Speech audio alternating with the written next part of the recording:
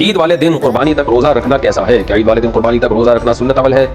اگر ہاں تو کیا برش وغیرہ کر سکتے ہیں یا پانی پی سکتے ہیں؟ بنت عزیز احمد انڈیا سے، عید کے دن تو روزہ رکھنا حرام ہے۔ ہاں یہ ضرور ہے کہ رسول اللہ صلی اللہ علیہ وسلم عید الفطر میں نماز سے پہلے کچھ کھایا کرتے تھے، کھجور وغیرہ تناول فرمایا کرتے تھے، اور عید الاضحیٰ میں آپ صلی اللہ علیہ وسلم بقرعید کا جو جانور کا جو گوشت ہے، قربانی کا گوشت، اس سے آپ کھانے کی ابتدا کرتے تھے۔ تو بہتر یہ ہے کہ بقرعید والے دن آپ کچھ نہ کھائیں اور پہلا لقمہ جو آپ کے پیٹ میں اترے وہ قربانی کے جانور کا گوشت ہونا چاہیے، یہ افضل عمل ہے، لیکن کوئی لازمی نہیں ہے۔ اور خاص طور پر آج کل لوگ خود تو قربانی کرتے نہیں، یہ قصائیوں کو بلاتے ہیں، اس میں کئی گھنٹے گزر جاتے ہیں، صبح سے لے کے وہ دوپہر تک بھوکے رہنا مشکل ہوتا ہے، تو کوئی کھا بھی لے پہلے تو کوئی حرج نہیں ہے۔ البتہ افضل یہی ہے کہ پہلا نوالا قربانی کے گوشت کا اترنا چاہیے، بہتر ہے۔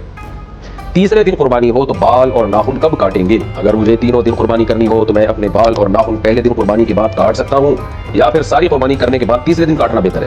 فقیہ الزماں دہلی سے، نام تو بڑا خاندانی رکھا ہوا، فقیہ الزماں۔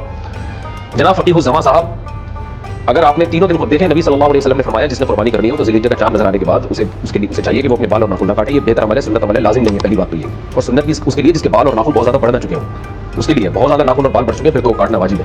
تو اگر آپ نے چاند رات سے پہلے بال ناخن کاٹ لیا، بہت زیادہ نہیں بڑے ہوئے، تو افضل یہی ہے کہ قربانی کر کے کاٹیں۔ تو جب آپ پہلی قربانی کر لیں گے تو اس کے بعد، کیونکہ حدیث کے جو الفاظ ہیں وہ یہی ہے کہ جو قربانی کرے تو پھر اس کے بعد، تو جب آپ پہلی قربانی کر لیں گے تو پھر یہ سنت پوری ہو جائے گی، تیسرے دن تک انتظار ضروری نہیں ہے اس کے لیے۔